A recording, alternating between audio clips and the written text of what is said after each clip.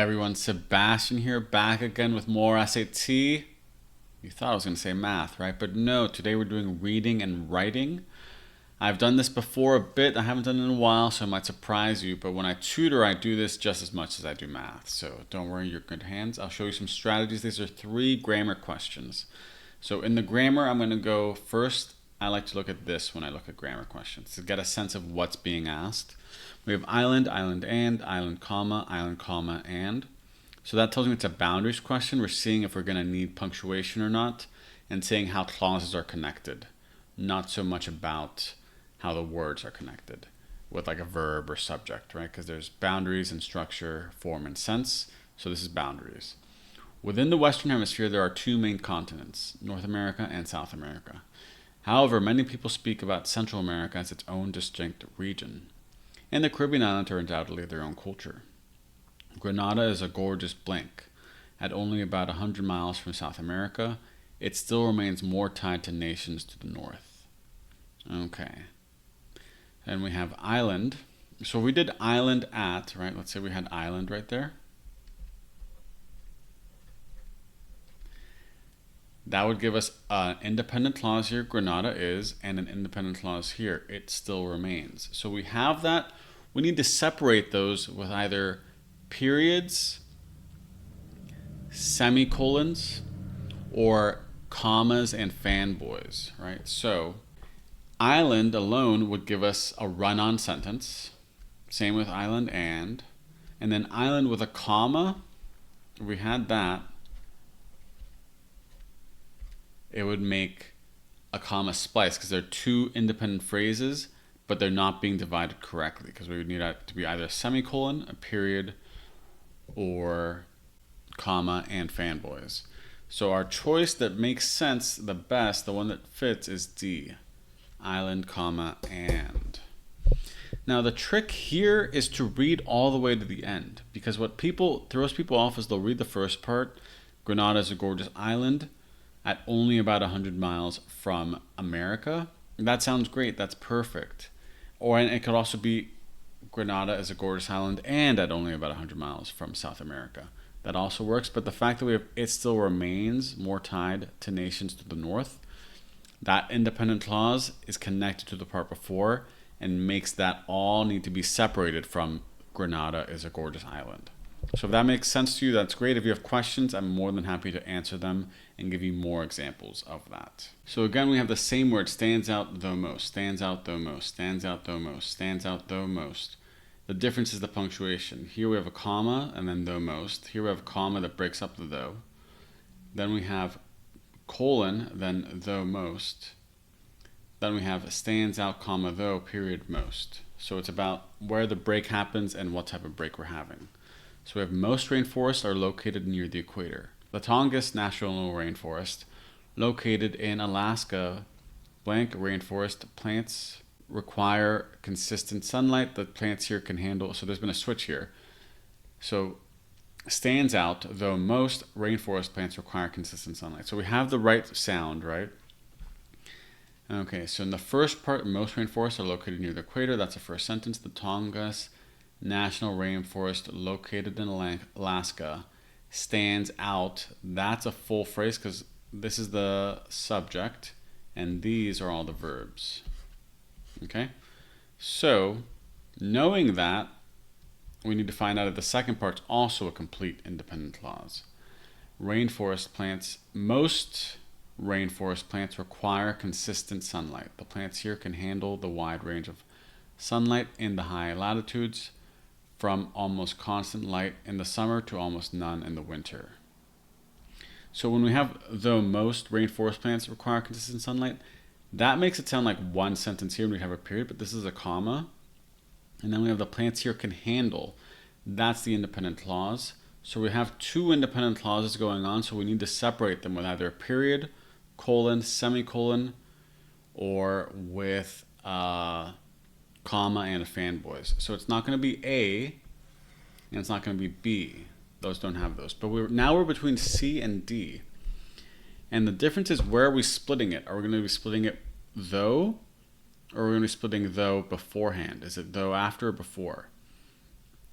So you might be tempted to go with D. Has a nice period. Stands out though, and then it says most rainforest plants require consistent sunlight. The plants here can handle. But if we do that, we have two independent clauses again here and here. The two independent clauses would be most rainforest plants require consistent sunlight, period. And then we would have the plants here can handle the wide range ...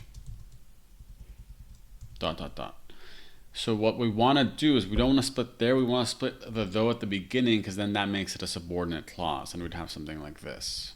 Since it's a semicolon, we're not going to have a capital. Though most rainforest plants require consistent sunlight. Require consistent sunlight. The plants here ... And that creates a subordinate clause. And then we have the independent clause here. So that's the situation we want. So it's going to be C. D makes us have two independent clauses. The plants here can handle wide range of sunlight and most rainforest plants. So that's not going to work. And then A and B created other problems by having the first part also be an independent clause that's not separated from the rest. So very tricky again. I can see why people miss this a lot. But just think about where the independent clauses are and how we divide them, and make sure to read through all the way to get a good sense. So I'll do one more with you all, and then I'll leave you to be free. We have this one here. Let's look at the answer choices again. We have were attempting, attempting, attempted, was attempting. So there's a verb switch going on, right? We have were and was, attempting and attempted. So this is a form, structure, and sense question, and let's try it out. Many people believe bodies of water improve human happiness. In 2004, a team of scientists blank to find more evidence for this phenomenon and its various reasons. Examine the difference between coastal and inland communities. They found that coastal communities reported lower rates and severity of anxiety and depression, but could not explain a direct one-to-one reasoning.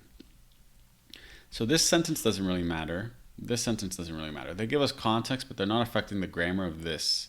Because we have a period here and a period here, we know this is going to be separated. So a team of scientists blank. So a team is the subject. So that's singular. So I'm already going to say it's not were attempting, because that creates a plural verb. Now, if we do attempting to find more evidence for this phenomenon, that sounds incorrect because we don't have a verb there, and it's various reasons. But then we're given examined. So this is a key. Think about this here. Examined is an active verb in the past tense. So you might be tempted to go with attempted to find more evidence for this phenomenon and its various reasons. Examined the differences. That sounds weird. Attempted, examined. You would want to have a word here like and examined the differences. So because then you'd have two things. But what's happening is actually this whole thing here is one big subject, basically. A team of scientists attempting to find more evidence for this phenomenon and its various reasons. So this whole part is describing the team of scientists. What team of scientists is it? It's a team attempting to find more evidence. Okay, so we're going to have like this grunt with the ing. Was attempting creates another active verb, and we have an issue again where it's was attempting to find more evidence. Examined, we would have needed some connection here, like and examined. So D doesn't work and C doesn't work. We're just left with B, attempting. So a team of scientists attempting to find more evidence examined this. It would be like saying a team trying to score points ran really fast, right? It's the same thing, except it's just a longer subject occurring here. So that's what makes this one tricky, but if you read it carefully and focus on the subject and the verb, focus on noun and verbs, and then you'll get a sense for what's going on in the sentence grammatically. Those are the two key parts always: nouns and verbs and conjunctions. So if you have questions on this, I'm more than happy to explain it in more detail or to give you more example problems for you to try. Just shoot me a message in the comments, and yeah, these are definitely hard, so don't be discouraged if they're confusing. These are 3 of the hardest I've seen. They're not just like hard level, they're like hard of the hard. But I think you can all get this. So I hope it's sunny where you are, but if it's raining, I hope the rain is cleaning your windows and watering your plants. Bye.